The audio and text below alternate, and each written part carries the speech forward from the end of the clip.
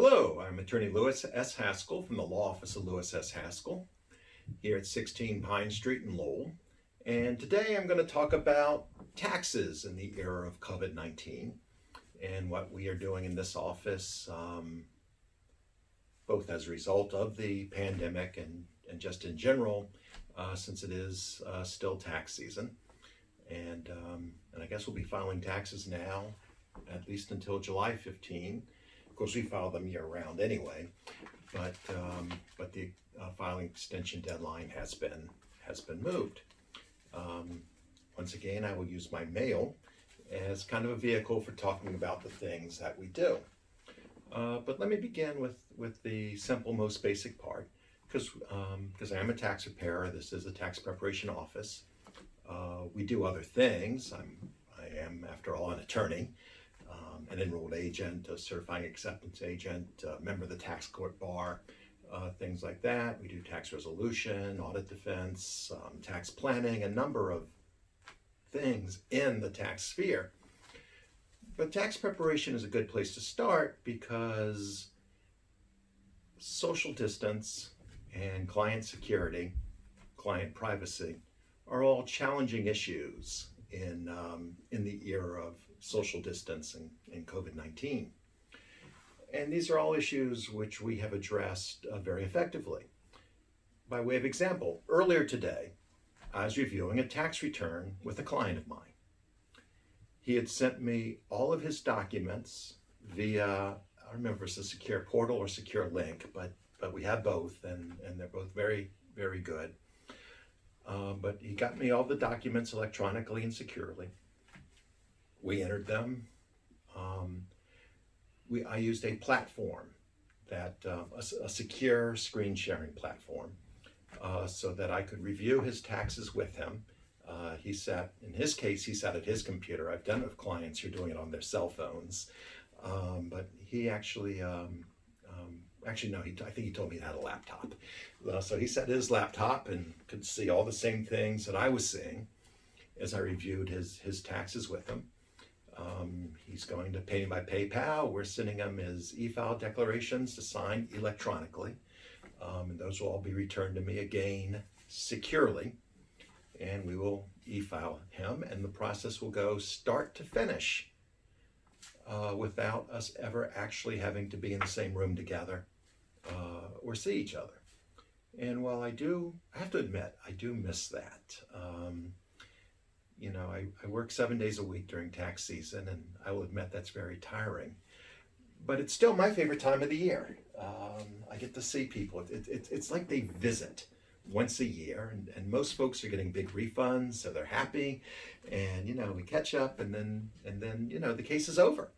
It's not like a car accident or an immigration case where you're living with it for months or sometimes longer. It's an in and out, a once a year visit, and it's fun. But the process works. And you may note I keep using the word secure. I am an attorney. My licensing board does mandate that I keep client information secure and private. My licensing board mercifully doesn't tell me how to do it, but they tell me that I have to. I say mercifully because for the doctors in the hospitals, the federal government does tell them how to do it. And they tell them how to do it in excruciating detail.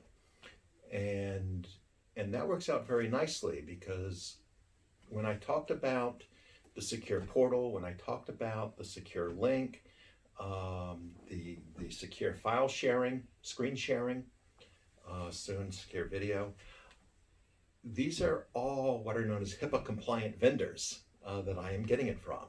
So in other words, these are all providers. These are also platforms that hospitals and doctors can use. And for them, the standards are excruciating, excruciatingly painful. And therefore, I can feel very confident when I represent to a client that these communications are secure and these communications are private, that they are, because the platforms we're using meet the HIPAA standard. So so that is something that we can all feel very good about. And this is something where, hopefully next year, when we can meet face to face, clients can still feel comfortable sending documents in advance, so that all the data entry work can be done. But hopefully they'll come and visit the once a year for the fun parts. I have received a couple of letters from the IRS, and I think these are good examples of showing both what is and is not going on at the IRS during the COVID-19 pandemic, and they're kind of examples of what we do here. Let me do this. These envelopes are open. I do know what's in them. Usually I open them when I make a video. For some of you who have seen my other videos, you may not be surprised to learn that I do these videos in one take.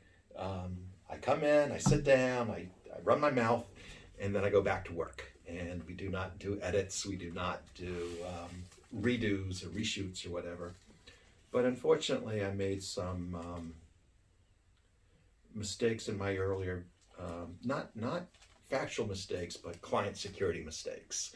And I got to be careful because these letters do have social security numbers on them, they have names on them, and I did not always cover that so well. So I'm just going to do this. You can see that these are both letters from the IRS, and we're not going to open them.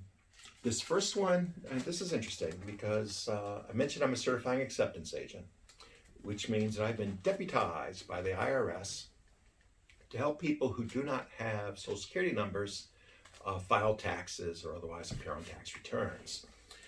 And that's important to me, not so much as a tax lawyer, but as an immigration lawyer. I have clients who go abroad, get married. As the immigration lawyer, I want them to file their taxes, married filing joint. And of course, this person abroad has no social security number. Sometimes they'll marry somebody who's here, but they're not work eligible. They may be an unlawful presence, they may be here on a tourist visa, but I still want them filing married joint. And so we can do that. Now, in this particular case, my client,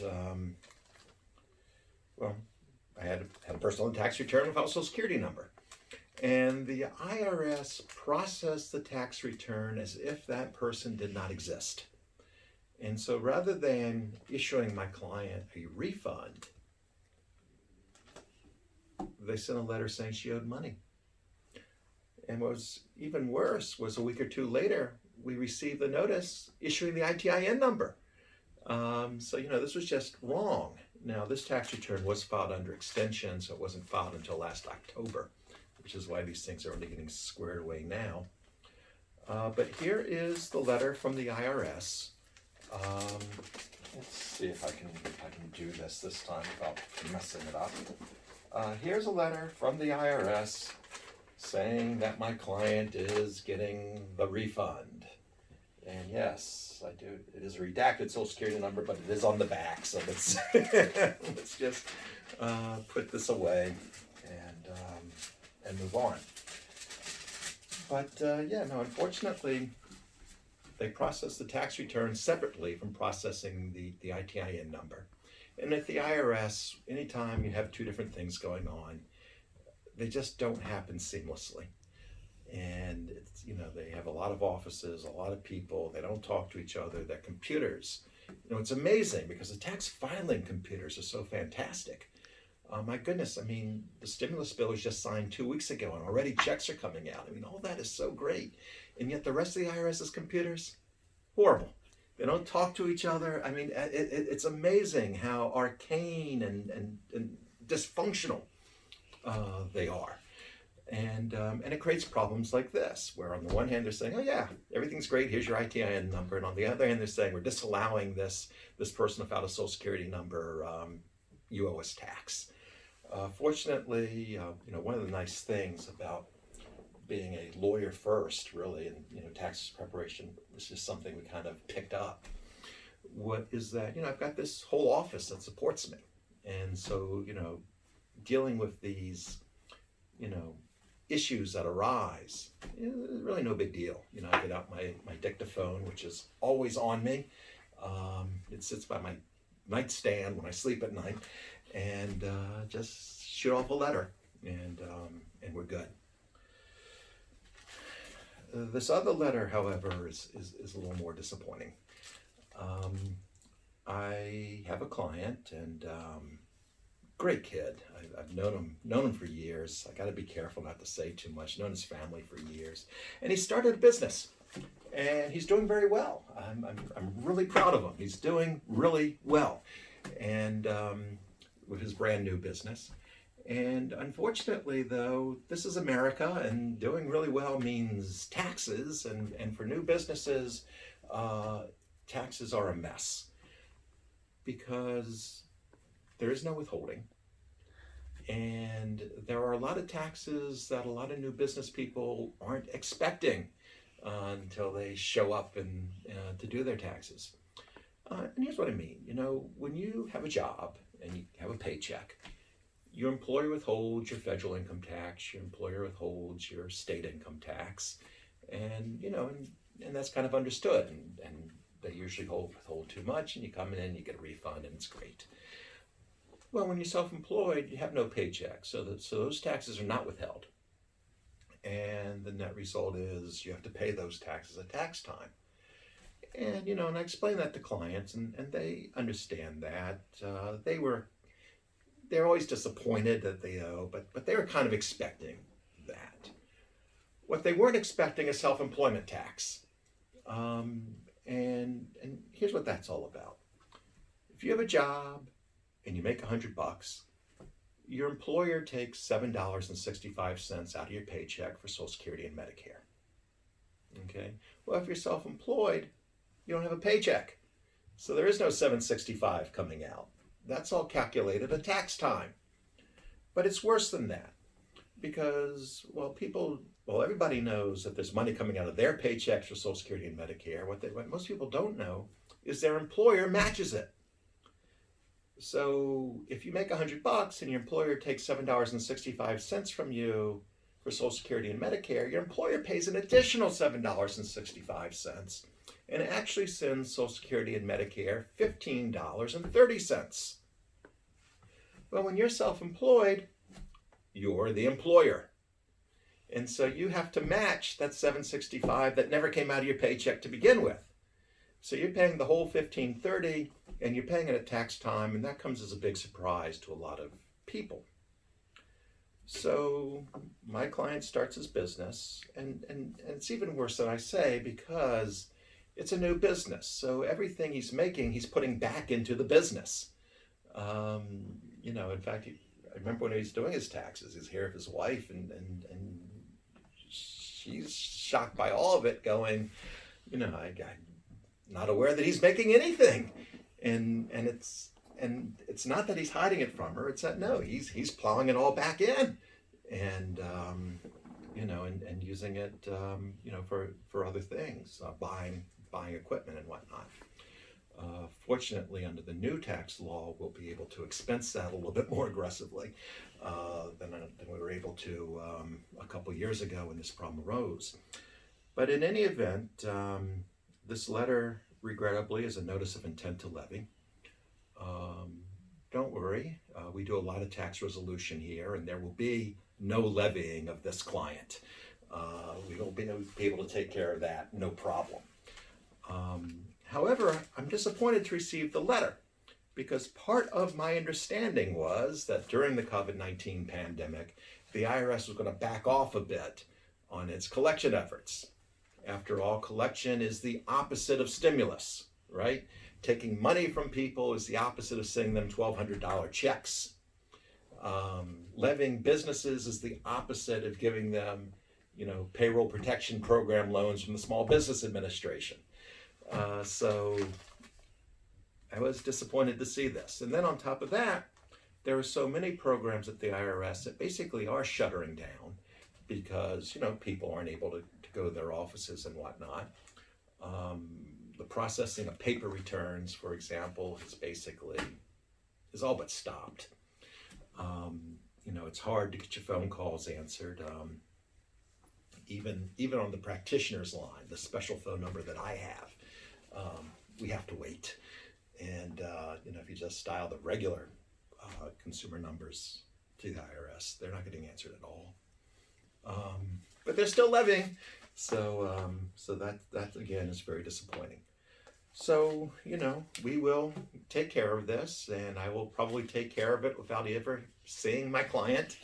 I will have to send him I have a power of attorney on file, so I guess I won't need to do that, but we will send him whatever I need him to sign securely. He'll sign it electronically, and we will file it with the IRS electronically as well, and take it from there. So, we are here. I am in the office every day because the alternative is to sit around my house every day. My staff is not here so much, but my family is. And, we are here to help, and we're here to help from a safe social distance. So until we can meet face to face, please stay safe, stay well, and I look forward to working with you in the future. Thank you.